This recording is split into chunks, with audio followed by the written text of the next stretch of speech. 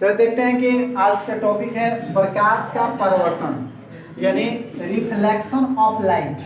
ये फिजिक्स का पहला चैप्टर है जिसमें लाइट में हम लोग को पढ़ना है कि प्रकाश क्या है, प्रॉपर्टीज ऑफ प्रकाश यानी लाइट के गुण पढ़ा चुके हैं। प्रकाश क्या है ये पढ़ा चुके हैं।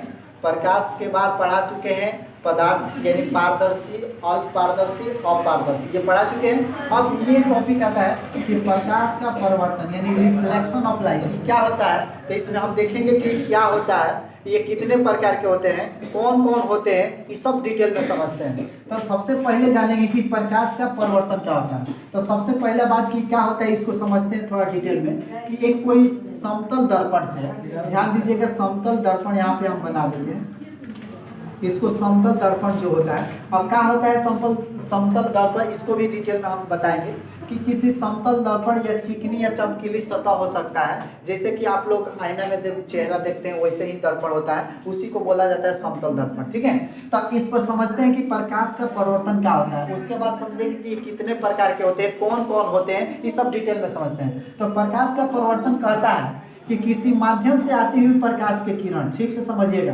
किसी सतह से टकराने के बाद वो उसका कुछ भाग वापस लौट जाता है। इसे लौटने की प्रक्रिया को प्रकाश का परावर्तन कहते हैं। फिर से थोड़ा ठीक से समझते हैं कि प्रकाश का परावर्तन क्या होता है। जब किसी चिकनी या चमकीली सतह से प्रकाश के किरण किसी माध्यम से आती हुई, किसी माध्यम से प्रकाश की किरण आती हुई किसी चिकनी या चमकीली सतह पर पड़ती है तो उसका प्रकाश का कुछ भाग वापस लौट जाता है। तो इस वापस लौटने की प्रक्रिया को प्रकाश का परावर्तन कहते हैं। या दो प्रकार के होते हैं। पहला एक होता है नियमित परावर्तन, नियमित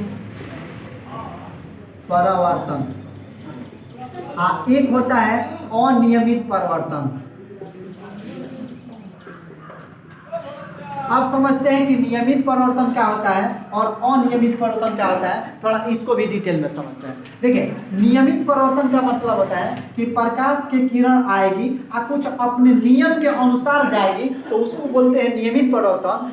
अनियमित परावर्तन बोलते हैं कि प्रकाश की किरण कहीं से आई और कहीं से चली गई, कहीं से आई और कहीं से चली गई, मतलब उसका कोई रूल फॉलो नहीं करती है, उसे बोलते हैं अनियमित परावर्तन। तो समझिएगा ठीक से, फिर से एक बार समझा रहे हैं। यानी प्रकाश का परावर्तन, तो प्रकाश का परावर्तन किसी माध्यम से आती हुई प्रकाश की किरण, तो माध्यम से आ रही है। माध्यम का मतलब होता है, हम पढ़ा चुके हैं कि माध्यम क्या होता है। माध्यम हवा भी हो सकता है, पानी भी हो सकता है, कांच भी हो सकता है, कुछ भी मतलब जो होता है वो माध्यम होता है। तो माध्यम से आती हुई प्रकाश की किरण किसी चिकनी या चमकीली सतह पर जब पड़ती है तो इसका कुछ जो भाग होता है वो वापस लौट जाता है, इसे प्रकाश का परावर्तन कहते हैं। इसका नियम होता है, दो प्रकार के होते हैं, एक होता है नियमित परावर्तन, एक अनियमित। तो नियमित का होता है कि जब प्रकाश की किरण आएगी, नियमित ठीक से समझिएगा, जब प्रकाश की किरण आ रही है आप किसी सतह पर पड़ेगी और वो कुछ नियम का फॉलो करेगी और परिवर्तित होगी तो उसको नियमित बोलते हैं। अनियमित का मतलब हुआ कि कहीं से भी आई, मान लीजिए कि यहाँ से प्रकाश आई इधरे चली गई, उसका कोई रूल नहीं है, उसको बोलते हैं अनियमित परावर्तन। तो ये समझ में आ गया होगा। अब समझते हैं कि इसका पूरा डिटेल इसमें क्या क्या होता है। तो आइए समझते हैं, उसके बाद कॉपी पे आप लोग को लिखवाएंगे। जैसे समझते हैं, जैसे कि एक ये दर्पण हो गया, इसका नाम है समतल दर्पण। इसका क्या नाम है? समतल, इसको दर्पण बोलते हैं। दर्पण का मतलब जो हम लोग चेहरा देखते हैं उसी को दर्पण बोलते हैं। ये समतल दर्पण। अब इसमें डिटेल से समझते हैं क्या क्या होता है प्रकाश के परावर्तन में, क्या क्या एक करके उसका डेफिनेशन जानेंगे, आपके कॉपी पर हम लिखवाएंगे। सबसे पहले जानते हैं कि एक समतल दर्पण होता है। अब प्रकाश की किरण जब आती है तो इसको बोलते हैं, इसका नाम है आपतित किरण। समझिएगा ठीक से, डिटेल में समझा रहे हैं। जब प्रकाश की किरण जब आती है तो इसको हम कहते हैं आपतित किरण, आपतित किरण। और जो प्रकाश की किरण टकरा कर लौटती है उसको बोलते हैं परावर्तित किरण, आपतित किरण, आपतित किरण। इसको बोलते हैं परावर्तित किरण। तो दो चीज हो गया, आपसे पूछा जाएगा कि बताइए कि आपतित किरण क्या है, आपसे पूछा जाएगा बताइए परावर्तित किरण क्या है। तो देखिए आपतित किरण का परिभाषा कैसे बोलते हैं। जब किसी माध्यम से आती हुई प्रकाश की किरण जब किसी चिकनी या चमकीली सतह पर पड़ती है तो उसको बोलते हैं आपतित किरण। और कोई पूछेगा परावर्तित किरण क्या है, तो आपका परिभाषा होगा जब प्रकाश की किरण किसी माध्यम से टकराकर जिस दिशा पे लौटती है उसको बोलते हैं परावर्तित किरण। अब इसमें और क्या होता है उसे भी समझते हैं। यहाँ पर एक होता है जिसका नाम है अभिलंब, इसका नाम है अभिलंब। अब समझिए कि कोई पूछेगा कि अभिलंब क्या होता है तो इसका भी परिभाषा जानिए। आपतित किरण और परावर्तित किरण के बीच वाली जो लाइन होती है, माने बीच के जो लाइन होती है या जो किरण होता है उसी अभिलंब जो होता है उसी को अभिलंब कहते हैं। तो डिटेल में इसको फिर से समझ आते हैं। कोई पूछे आपसे कि अभिलंब क्या है, तो आपतित किरण और परावर्तित किरण के बीच डाला गया लंब को अभिलंब कहते हैं।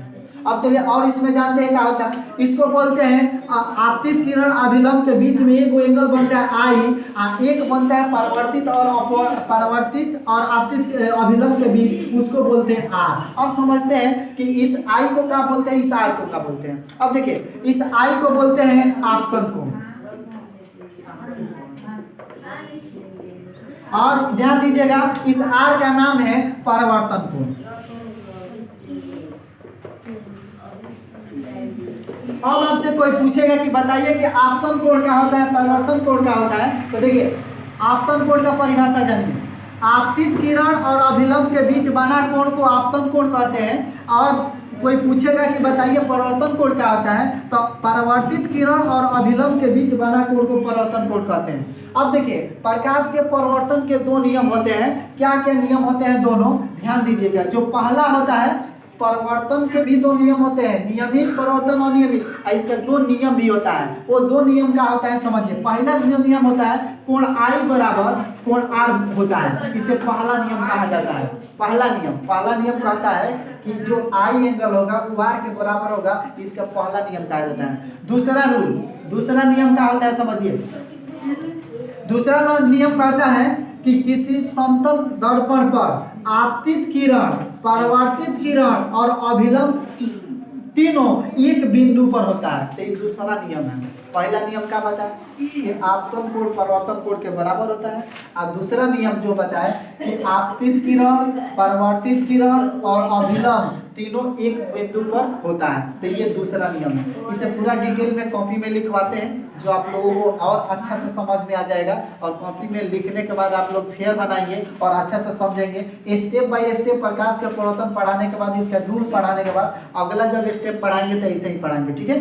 तो आप लोग हेडिंग दीजिए कॉपी पर, प्रकाश का परावर्तन।